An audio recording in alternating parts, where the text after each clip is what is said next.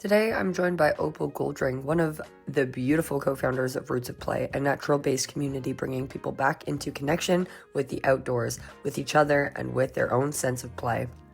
Opal has been climbing trees since she was a child, and that lifelong love for nature has grown into a powerful mission, helping people remember the joy, freedom, courage, and community that can come from interacting with the natural world in a playful way. Alongside our work with the Roots of Play, Opal is also a basket weaver, working with natural fibers like willow, birch bark, grasses, and plants gathered from the land around her. Through weaving, climbing, foraging, and community events, she reminds us all that connection doesn't always come from doing something huge. Sometimes it begins with noticing a plant, climbing a tree, walking over a bench instead of around it, or making something beautiful with your hands. Opal's work is a reminder that play is not childish. It is human, ancient, grounding, and deeply alive. Please enjoy this episode. I know I did. Hey Opal, how you doing? Hey, I'm good, thanks. Yourself? I'm so well, thank you. Thank you so much for coming on the show.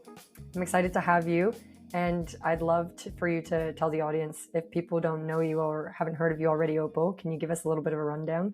Who are you and what do you do? Yeah, sure.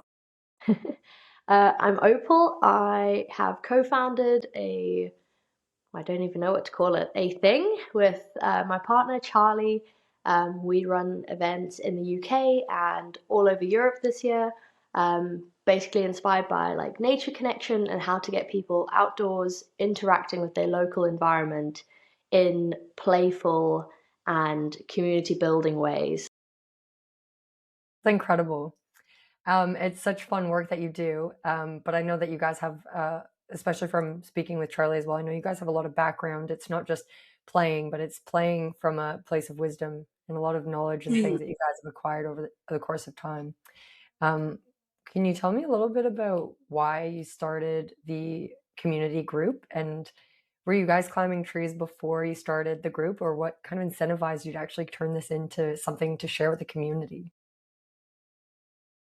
Yeah, so I've been climbing trees since I was a kid. Um, my mum tells me that when I was like a little toddler, I'd be climbing up this fence and the neighbor would come out and go, "No, careful, careful, careful." And so I started climbing this fence and I'd always turn around when someone was near and go, "Careful, careful." Um, Yeah, so started really from a young age, and like all through my life I've climbed trees. I've always been that person at school getting in trouble for like climbing in a school dress.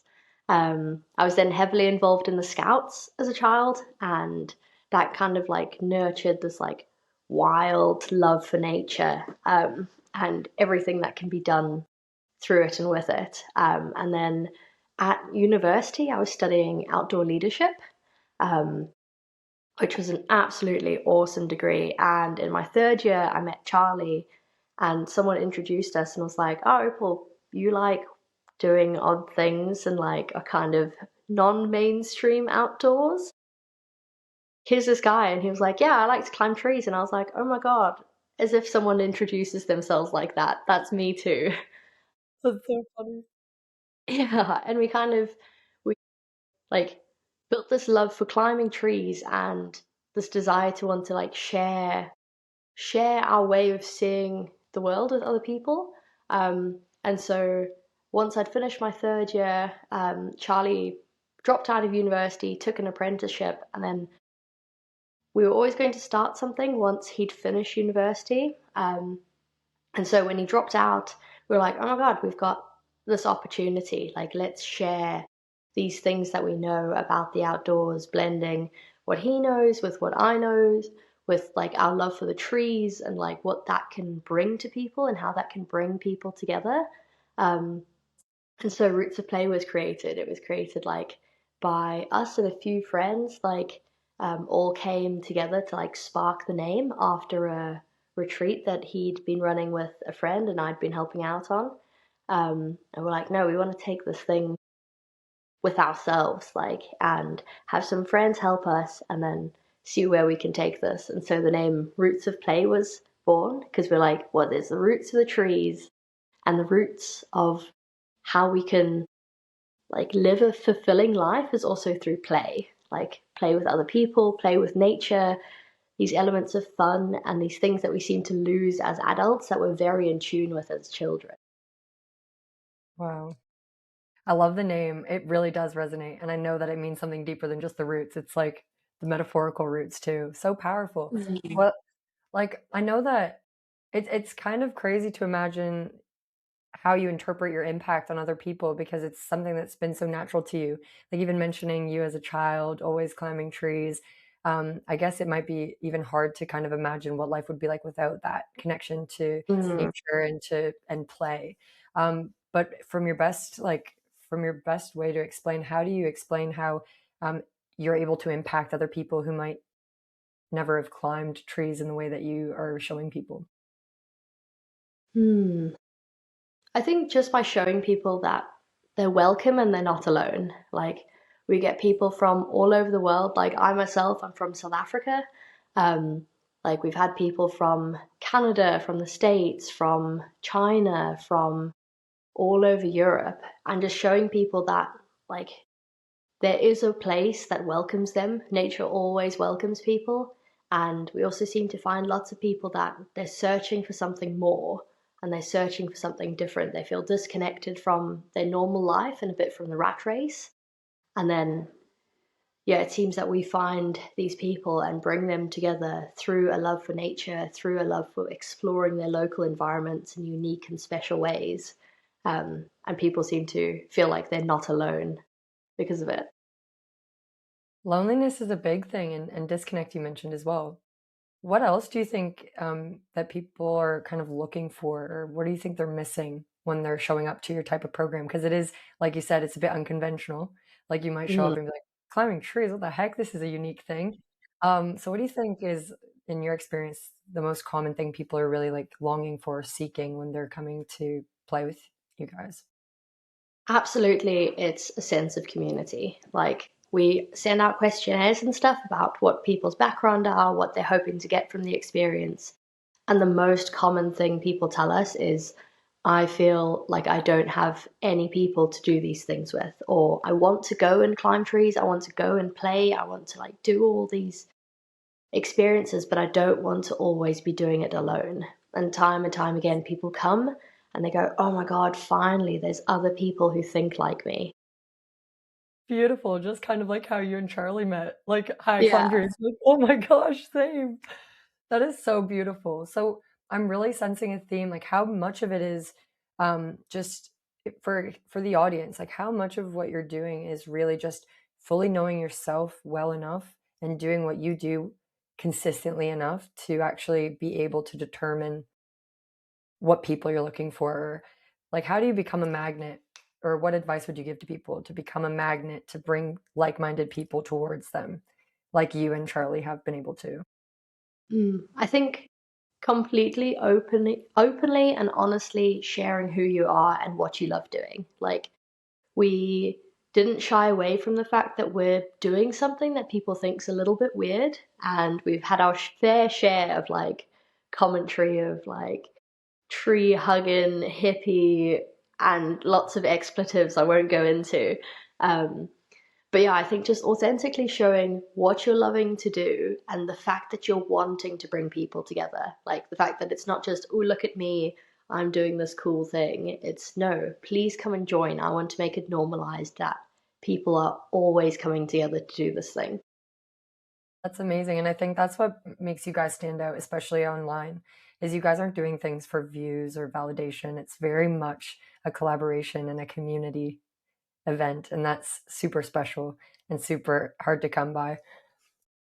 With you, what do you think, where do you think the basket weaving comes into this? Because I know you also do basket weaving, and I just think that's so cool and special because I don't think crafts often get enough credit for how beneficial they really are. What got you into basket weaving, and why do you like it so much? Oh, ah, what a beautiful question. Yeah, so it started with just like I'm quite tactile. Like I love fiddling with things. I can't really sit still and watch a movie. I've always been like I draw, paint, I do lots of creative things, but I didn't before do anything that was like physical. Like I wasn't really into sculpture. occasionally like make things. I got kind of into crochet. I was like, no, I wish I could find something that was working with nature to create something. And then it happened that I came across like a picnic basket, and I was like, oh my God, I really want a picnic basket. That would be so cool. Just like this natural object, instead of going for a picnic, like a plastic bag, like go and have lunch with like a beautiful woven basket. But everywhere I looked, they felt super expensive or like slightly broken in charity shops and things. And I was like, how, like, could I do this myself? And then I was actually on a retreat helping in the States, and um, this incredible guy, Kyle, who he literally lives in the Canadian wilderness 4 hours from the nearest shop in a yurt with his partner in the small like community, and they hunt bear and stuff. And he was like weaving birch bark into a small basket, and he showed me how, and I was like, oh my God, like natural fibers, why didn't I think of this before? And I went back to the UK and immediately like found some willow and just went down the rabbit hole, um, and then tried things. And before I could soak my willow, we were trying to move house, and so I was like, what else can I make things with? And so I made these tiny tiny little baskets, out of just like birch bark or out of grass that I dried, dandelion stems, all sorts of things. And just working with these natural fibers gave me such a sense of connection to my local environment, because I'd find myself, and I still do, going for walks, and I'm like, oh, what's that fiber like? Or what does that plant mean? Um, yeah, and so I kind of like built up more and more of this love. And when I started to weave, something really felt like, oh my God, this is a craft that I rarely connect to. Making something that I can use, I can share, can be an artwork, can be a gift, and is also a very tactile way of integrating myself with nature and with something that's a natural material. That felt really, really resonant for me. It's amazing. I've seen your tiny baskets online. They're so cute. Your one berry fitting into one little tiny basket. I love that. I think that's so incredible. I think it's not only just, you've really explained that well and answered that question so beautifully, Opal, because it's not just about the craft itself or the act of even just weaving just baskets. It's so much bigger than that. I love how you've explained how it's opened your perspective and your eyes to like even just be more present in your local environment. I think that's so crazy and so rare. But what do you think? Do you think you've already been like really connected to your environment, to the trees and the roots and the forest, when you're playing with like roots of play and stuff? But how has it changed or opened up even more when you started weaving? Do you feel like it's kind of in the same vein of exploration, or is it completely different to the type of exploration or connection you have to earth when you're playing in the trees? I think it just opened up a new dimension. It was like Mm. suddenly I had this new lens to look through the world with. Um, yeah, it was like I went from just seeing like the trees that I'm looking for and what qualities of tree I can climb to, oh no, there's stuff below the trees and there's in the ground. And instead of just walking down a path through a park, I'd be like off to the side, like my eye would be caught by a plant and I'd go and examine it and like see, is it something I could forage? Because I've started getting into foraging. Is it a fiber I could work with? If it's something new, like I'd collect it and then dry it and see how it could be woven into things. So it just felt like like I unlocked a whole new vocabulary of things to look at within the world. How expansive of you. I love that. And I think this is really important for anyone listening. Like, this is so incredible how you evolve. It's more subtle than you'd think. It's not these big, crazy changes. It's doing one thing really well and then just starting to branch out. That's where that nuance comes from. What an incredible shift. With your, we all, like, a lot of people often are aware of how movement can impact your emotions. Like, people will recommend exercise to get emotions to move or to change your mood, boost your endorphins. But how would you say things that are more tactile, more subtle, even just like the fiddling with the fingers or being more present in nature, looking for resources and, foraging, how does that differ in terms of the impact on your emotions compared to physical movement and jumping tree to tree? Hmm. Yeah, so I think the main difference is you're forced to focus in a very different way. Like when you're up in a tree and you're moving, you're forced to focus because the consequence is like falling and hurting yourself. Whereas when you're focusing on nature, you're like, you have to switch off from everything else. You can't be like listening to an audiobook, even like you can't have something playing in the back of your mind. You're just like, okay, what am I looking for? What qualities of plant do I need? And then when you're weaving, you have very little room for other things, because if you make a mistake, like your end product looks different and it's there permanent forever.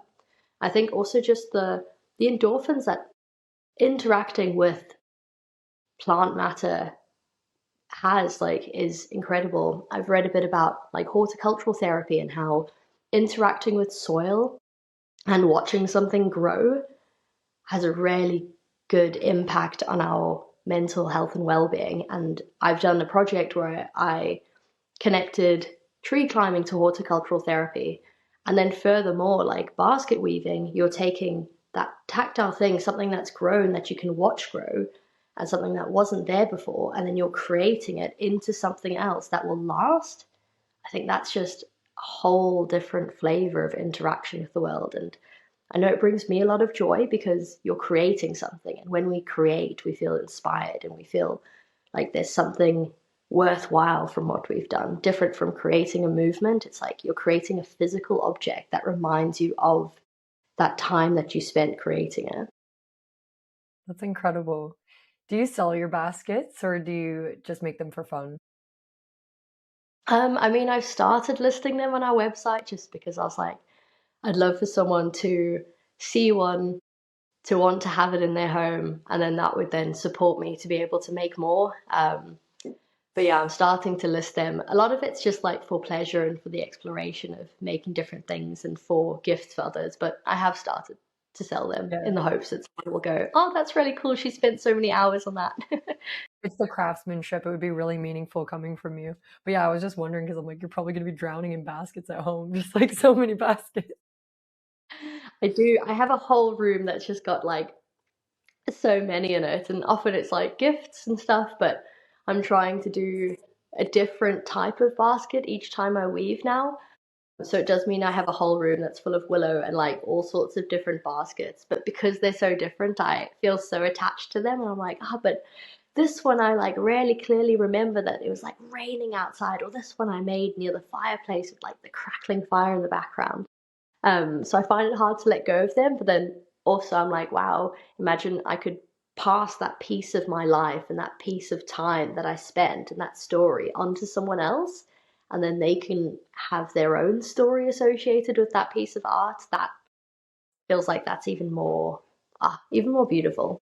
That is incredible. And it sounds ultimately just severely fulfilling. I think that's the type of work we want to be doing.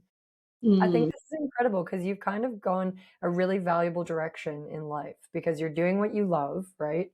And you're expanding on what you love and you're making it work as your main career and it like suits your life so well. What would you say, or what would you say to people who feel like they don't have time for fun, who might be missing out on these experiences of play and risk and craftsmanship and presence? Like if people don't have this in their life and they think they have to go to work and do a 9 to 5, get things done, and they're stuck in that kind of rat race, what would your perspective on that be for speaking to anyone who doesn't want to be there, wants would prefer to be doing something like you're doing? mm. I think that is the reality for a lot of people. Like, we've created a world in which we are often cogs in a machine, and it can feel very trapping. Yeah. And it feels like a very big difference to go from that to, oh, I'm just going to spend like an hour in a tree. Some people don't have that hour. But I think the biggest piece of advice to start integrating a bit more playfulness into your life is have your same daily routine, but see which elements, without having any more effort, you can create more playfulness. So, for example, like when I brush my teeth in the morning, I stand on one leg to do it. And like that in itself, brushing my teeth, something I have to do every single day for 2 minutes, I'm playing a game. And any person can do it because that physical time, if you only have 2 minutes to brush your teeth, you can just stand there and be all bored, watch your phone, do whatever, or you can make it into a game. If you have to walk to work, like, is there a way that you can have the same the same route, but make it a bit more playful. Like walk over a bench instead of around a bench. Like if you're on the train, like can you hang from the bars instead of just like sitting there in your suit? And yeah, you might look a bit weird and a bit crazy, but like it only takes like a few people for it to start being normalized, and then for people to be like, oh no, maybe this isn't weird, but it's interesting. And then hopefully that can just snowball. But yeah, just little bits of fun and playfulness in your day to day, I think, is the best way to start segueing towards a life that you feel more fulfilled or more in touch with nature and playfulness. It will change your life.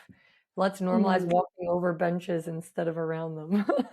That's Literally, so we're like, oh, I find in parks as well, like whenever there's a gate and you're supposed to just like open the gate, walk through, close it, I always vault over it, like always yes. like cartwheel over it, and that's my own little like way of making sure that even a walk in nature is like a bit more playful and fun. And always people look at me weirdly, and then occasionally I've seen often kids will be like, oh yeah, I'll climb over it. And then maybe the parents will start doing it as well. And I'm like, oh my gosh, this is amazing. A little bit more playfulness in everyday activities, I think, is like the way to succeed at having a fun and playful life. You're contagious, Opal. That is so beautiful. Contagion, contagion, the kind of contagion we want, the kind of pandemic we want. Yes.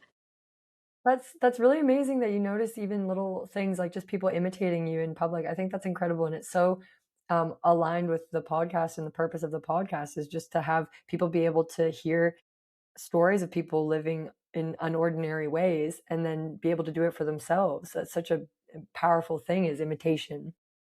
Do you Mm. feel when was the first time you realized that your play was contagious and you started to recognize people were actually wanting to be a part of what you and Charlie were doing? Hmm. Well, it's definitely like points that him and I were just exploring. We'd be like climbing a tree and someone would just stop to watch. And then you'd see them like laugh, or like we'd climb a tree and then there'd be some kids with their parents and then we'd leave and the kids would be in the tree. And then one of the parents would maybe like sit on one of the bottom branches. I think as humans, we're very animalistic, rarely. Like monkey see, monkey do is such a common thing. Like you see someone doing something that seems fun or exciting, and you go, "Oh, I feel scared that I can't do that, but I'm rarely intrigued to do it." And then as well at university, like we would often be doing strange things, and I'd get my classmates to do it. Like a very good example was I was known as like the person to always initiate a frolic. Um, and on my course, like as soon as we were at the top of the mountain, like I'd be like, right, I'm gonna frolic. And then I would do it and I'd be laughing and giggling and I'd turn around and I'd see my entire course of like 16 people all frolicking, and My I'd know God. I was in a good place when the lecturer would be doing it too. Um, Oh, that's so funny. yeah. Even the lecture. Wow, you've got such a presence. I love that, Opal. That's so important.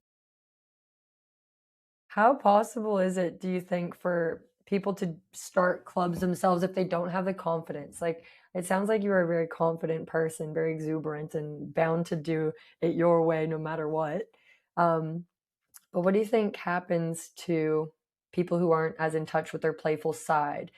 Probably a person that would need your course, but if they don't have access to your course, if they're not in Europe or the UK, or they're not able to travel to you guys, what would you recommend for people who've lost touch with that kind of um, creativity or play? Mm.